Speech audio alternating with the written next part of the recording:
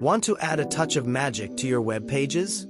CSS transitions are the key to creating smooth and engaging animations without the need for complex JavaScript.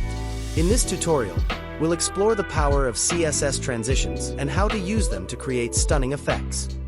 The transition property is a shorthand property for 4 individual properties: transition property, transition duration, transition timing function, and transition delay. Let's start by creating a simple hover effect using CSS transitions.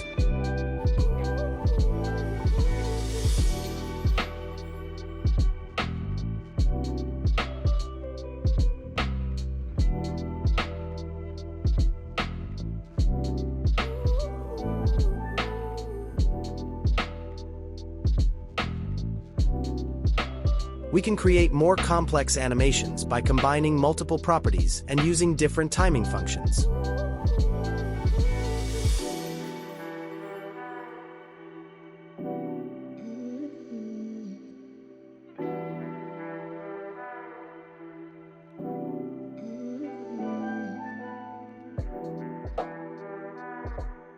If you find this video informative and wanting for more, don't forget to leave a like and subscribe for future videos.